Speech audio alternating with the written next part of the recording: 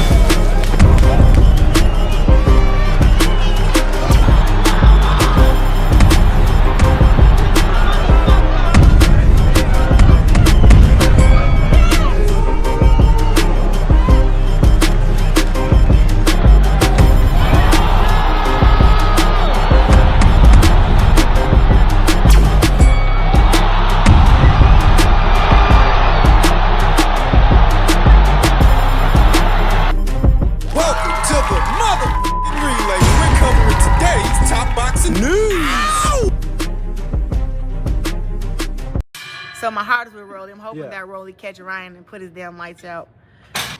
Being strategic, I think that Ryan will try to use his jab and use that strong hook and maybe knock out Rolly. But I think it's going to be a very, very good fight. Why do you want Rolly to win? Because Ryan's a drug cheat, and he know he cheated. And the world keeps saying, oh, Devin didn't get out of the way of a hook. He got hit with a steroid hook. I don't know why you guys keep putting that word off. It's like, it wasn't just a hook. It's a steroid hook. And it hurt him since he got hit with it the first round. So it's like, yeah, he should have got out the way of the hook. He should have got out the way of every punch. But the hook and the right hands and stuff had a little bit more stuff on him because he was positive for, was it Austrian or something like that? Yeah. Clarissa is hoping that Rolly Romero can shock the world by knocking out Ryan Garcia, the pet cheat. She is of the opinion that he deliberately cheated and deliberately took Austrian for a competitive edge. What brings us back to this subject, what I always say, I don't like Ryan, by the way, so I don't say this in his defense. But ever since anti-doping testing was normalized in the sport of boxing and became more prevalent, more positive tests started coming out. From more boxers, more male boxers, even female boxers. People are getting popped left and right, to the point where you start to wonder what percentage of the top-level boxers, the elite-level boxers, are doping, because it seems like a lot when anyone from Tyson Fury to Canelo Alvarez to Oscar Valdez, Jarrell Miller, Dillian White, the last two more than once, Alexander Povetkin got popped 2 times. Luis Ortiz got popped 2 times. Lucas Brown got popped 2 times. Manuel Char, Zolani Tete, Amir Khan. Amir Khan tested positive for Austrian, the same as Ryan Garcia. Alejandra Jimenez, Heather Hardy, Hannah Gabriels, Alicia Baumgartner. Around the time that Canelo Alvarez had his clenbuterol situation, I remember former champion Mia St. John say that she knows plenty of boxers that are on banned substances, none of which ever failed a test. In so many words saying that this is the industry standard, this is the norm. And what I took away from that was, how could you pigeonhole one boxer for using banned substances when there are so many boxers using banned substances? Which begs the question, what percentage of the fighters we're seeing, what percentage of them are on something? Because if that percentage is high enough, is it really cheating, or is it just keeping up with the Joneses? When Oscar Valdez tests positive for a banned substance, Alberto Puello, Conor Benn, Ryan Garcia, what percentage of them are on something? Because if that percentage is high enough, is it really cheating, or is it just keeping up with the Joneses? It seems like the more testing there is, the more fighters get popped, and boxing's other face gets exposed, to where you start to wonder if you should even pigeonhole a Ryan Garcia for using a banned substance. And I think he did. I, like Clarissa Shields, think he took that stuff on purpose. And he, like every other boxer in this exact same situation, has a lofty explanation. Lofty explanations, because no fighter that I've ever seen in this scenario has copped to the rap, has just come out and admitted they were using something. None of them do. They're all innocent, if you ask them. But if you ask me, they're all guilty. And I used to take an innocent until proven guilty kind of stance on this, whereas now, I think Floyd was on something. I think Manny was on something. I think a lot of fighters were on something. Just because they didn't get caught doesn't mean they weren't. Going all the way back to when both Roy Jones Jr. and his opponent tested positive for the exact same substance, you wonder how long this has been going on and how maybe it's only coming out now because there's more testing. More testing equals more positive tests. So maybe I've softened my stance when it comes to doping in the sport of boxing because I'm starting to think everybody's on something. But I haven't softened my stance on Ryan. I think the role of Osterin in that fight is being overstated. Oh, I think Ryan cheated. He deliberately cheated, but in more ways than one. It's not the Osterin that has my attention. It's that Devin Haney made the weight where Ryan did not. So if Ryan is landing with that much authority, it's because on one end, you have a fighter who's depleted from honoring the contract, and on the other end, you have a guy who didn't. You have a guy who came in 3 pounds over, and maybe to the casuals, 3 pounds doesn't seem like much, but that's the difference between being depleted and not being depleted. I've heard plenty of boxers on more than one occasion say, it's the last few pounds that take the most out of you. Ryan didn't have to, and when you miss it by that much, we're not talking about a difference of a few ounces or a pound. 3 pounds over. You have to wonder, was he even trying to make the weight? Not being as depleted as Devin Haney, you're going to be more solid on the night. You're going to be able to hold a shot better and give a better shot. It also helps that Devin hits like a girl. That Devin doesn't have any power. People tend to forget that there were actually rounds that Devin won, though his punches seemingly had no effect on Ryan. They didn't take anything out of him. If you ask me, the weight had more to do with what we saw than the Osterin. Not to say the Osterin had no effect. Ryan definitely took it. He took it deliberately, and he took it for a reason. But the weight, I think, had more to do with what we saw than just the Osterin. Can Devin win the rematch? Well, that depends. That depends on whether or not he can win the Jose Ramirez fight. Win that, then we can talk about the rematch. Elsewhere in the world of boxing, on the heels of his latest defeat, Tevin Farmer took to his social media and stated, "Hell of a fight Saturday. Zepeda did not beat me. The judges did. It's crazy to say, but I'm kind of used to it." So he was complaining after their initial meeting, and he is still complaining now. What, he thinks he won the fight? He thinks he did enough? Because I saw the fight on Saturday, and I don't see how anybody could have scored that for Tevin Farmer. But he thinks he won. And he's not alone. You knew Zepeda could never keep that pace consistently. And once he was slowed down just a little bit, you started seeing Farmer punching between him, started leading a little bit more, landing some good shots.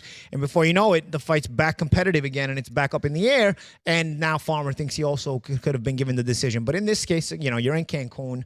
You kind of knew if you're going to go for a rematch in Cancun, it's going to be tough to get the rematch win the rematch there if it's close. And, you know, ultimately, I think the pressure of Zepeda early on probably carry the momentum, and sometimes judges will go with the momentum, and they may be giving rounds that you're not winning anymore, still to you. I think that maybe that could have happened. Champ, did you notice that it was a 12-rounder and a 10-rounder this time? Yeah. And it actually came back to hurt Zepeda Yeah. more. It was a 10-rounder. Yeah, they probably thought the old guy was going to pay for that. Everyone thought Farmer was going to fade, and he didn't. Yeah. And he didn't. He actually finished strong. And Farmer put together some nice punches, nice combinations, beautiful punch selection Super by Farmer. snappy, You know, around the side, up the middle, down straight from underneath. I really love the punch selection. While Zepeda, sometimes, I can tell he's choosing his shots when he goes to the body because he places his body shots really interestingly and really well. But I think overall, I think he's more of a guy who just looks to punch and bury you in activity. Yep. You know, so I think that ultimately, you know, it's a situation where it's probably you take what you like. One judge has it a draw. The other judges have Zepeda winning. I know Farmer was frustrated because he's not with an A-side promoter, so he can't get these decisions. But I think he keeps himself relevant. I think he keeps himself as a difficult proposition for anybody in the lightweight division. Will they fight him? You know, obviously coming off these losses, I'm not sure. He's 0-3 at this point in his last 3 fights, but still will walk into a big fight. But looking good. So he may need to go get a small win to come back from, which is kind of unfair because he should have probably been given at least the first Zepeda fight, you know? No, I don't, because I saw the same fight you guys did. And for me, there's no argument that Tevin Farmer won that fight. There's no argument for him to even have gotten a draw with one of the judges. There's no way you're going to sell me on that. Not for the first fight, and not for the one on Saturday. in Cancun. Hell, the one in Cancun was even more lopsided because at least in the first one, he scored that flash knockdown. That one was more competitive than this one, but I wouldn't say that Tevin won that one. And he definitely didn't win this one. I mean, I know what I saw, and what I saw was that Tevin Farmer is being outworked in every single round. Even when he does occasionally get in with a few good shots, few good punches after Williams slows down a bit, a smidge, he's still getting outlanded. Now that's what I saw with my own two eyes on the night. You fast forward and you look over at the CompuBox punch stats, and there's only one round where Tevin Farmer outlanded William Zepeda. Just one, the 12th and final round. The rest of them, William landed more on Tevin than Tevin landed on him. We know what the 4 points of scoring a round in a professional boxing match are. Clean punches, effective aggression, defense, and ring generalship. Feels like I always gotta come back to this. But you can't give a guy points for defense in a round when he's getting outlanded. The other guy is landing more punches on him than he's landing. So how could you give Tevin defense? How could you give him ring generalship when the majority of the fight he's being put on the ropes and he can't hold the center? How could you give him that? How could you give him effective aggression when the other guy's the aggressor and the other guy is landing more punches on Tevin than Tevin's landing on him? I just don't get it. I've always felt that the real earmark for who's really winning a round should be centered around who's landing more punches, because that's what you're really here to do. More than move from one end of the ring to the other. More than just slipping, rolling, bobbing, and weaving. You're here to land punches. And if one guy's getting hit more than the other, how is he winning? How is that defense? How do you give Tevin Farmer defense when he's literally being hit more than William? Not just because CompuBox says so. I know what I saw in both fights. And thus, I just don't see the case that Paulie and Chris are making. But one of the judges did score it a draw, didn't they? They did.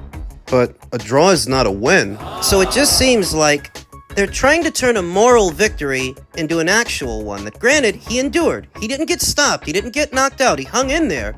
But that doesn't mean he won. He didn't win either of those fights to me. He got outworked in both. It's what I saw with my own two eyes. That's the story they told me, and that's what the punch stats also show. I feel as though Errol had a great career. If it wasn't for Bud, he would have been undisputed. So he went and got every belt one by one by one. I think he's a Hall of Famer.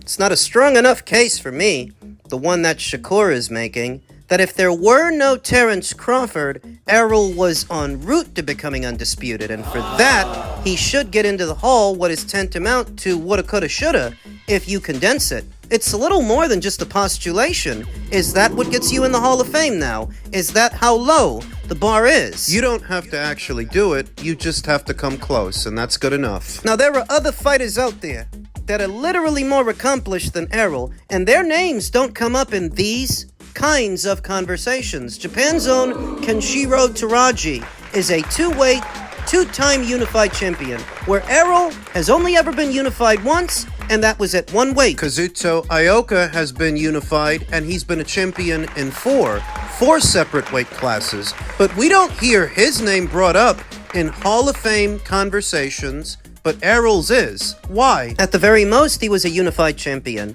but so was Murat Gassiev, and so is Yanibek Alamkhanalai. Are they going to get into the Hall on that premise? Some people would think that those inductions are preposterous, where I think it's preposterous that Errol get in. The only quasi-decent argument that I've heard made on Errol's behalf is that it's the Hall of Fame, not the Hall of Accolades, and not the Hall of Accomplishments. It's the Hall of Fame. Okay, then why is Andre Ward in there? Andre Ward, at the peak of his powers, was never famous. At the peak of his powers, there were a lot of other guys that were more famous, more popular than him. You could argue that Derek Chisora was far more popular in the UK, and still is, than Andre Ward is in America, but Andre got into the Hall. And it wasn't for fame. It was because he was a two-weight unified champion. That's what got him in. Not ticket sales, and not pay-per-view buys, not fame. Because at the peak of his powers, he was never famous. The biggest fight that he had, which was the Kovalev fight, the Kovalev fights, Those fights didn't sell nothing on pay-per-view. So when you tell me that it's not the Hall of Accomplishments, it's the Hall of Fame, then Andre Ward shouldn't even be there by that reckoning. It seems to me that people just pick and choose what logic they want to use. That's why I think Errol is going to get in. Don't misunderstand me. I'm telling you, I don't think he has a Hall of Fame resume. I don't think he had a Hall of Fame career, but he might still get in due to sentimentality. Panelists that have a soft spot for him. He doesn't actually have that many title defenses as a reigning champion, and in the last 5 years, the guy was barely active. He only fought once in 2020, didn't fight at all in 2021, only fought once in 22, only once in 23, didn't fight at all last year, probably won't fight in this one. The biggest and best win of his career is Kell Brook coming off a loss. The second best guy that he beat already got beat by Kell Brook. Sean Porter. I just don't see it. In terms of accolades and in terms of activity, even in terms of fame. Outside of the fight that he lost to Terrence Crawford, which was the biggest fight of his career, that's the one that sold the most pay-per-views. The second best one, what, Mikey Garcia? 360 buys? 360,000. That's not a lot. When you consider that Canelo sold more than that fighting both Edgar Berlanga and Jaime Munguia in what were considered foregone conclusion fights. Fights everybody knew Canelo was going to win. Those numbers were bigger than the numbers for Spence versus Garcia. And if you were paying attention, the pay-per-views that followed, the Sean Porter fight, the Danny Garcia fight, the Ugas fight, the numbers were getting progressively smaller and smaller. They weren't getting bigger. The only surge he had in terms of buys was the Crawford fight, but that's the fight that he lost. So if he gets in the Hall, and he might, it'll be due to sentimentality. Not necessarily due to fame because he wasn't all that famous. And it won't be due to accomplishments because he's not that accomplished. He's gonna get in, likely because he's a nice guy. People got a soft spot for him. I remember when Errol made his first appearance on the Ring Magazine Pound for Pound list. This was right after he beat Kell Brook. And in the article describing their rationale, they said it themselves. He didn't, at that time, have a pound-for-pound resume. He only made the list because of what they thought he would go on to do, and thus, the vote of confidence is a common theme in Errol Spence Jr.'s career, because that's what we're seeing now with this Hall of Fame conversation. It's a vote of confidence. Now, you might be thinking to yourself that Ring IQ is making too much of this, but how many other fighters, how many other champions, multi-weight and unified champions do you think get snubbed on a regular basis for favoritism For fighters like Errol, you can't really reconcile why he's there and why some other fighters aren't there. That if Errol has a good enough career to get in, I guess so does Mikey Garcia, because Mikey was a 4-weight unified champion. He accomplished more in the sport than Errol. He beat more champions than Errol. He was a champion at more weights than Errol. If Errol had a good enough career to get in, then I guess so does that guy. But in the subsequent years that have followed Mikey Garcia's retirement from boxing, you never hear his name come up in these kinds of conversations. So why should Errol's? He hasn't even retired yet. Not officially, but it feels like he's going to since he didn't box at all last year. And I don't get the sense he's gonna box at all this one. So I maintain my original position. I don't see a Hall of Fame career when it comes to Errol Spence Jr., but he might still get in due to sentimentality. The sentimentality and favoritism they've always shown him.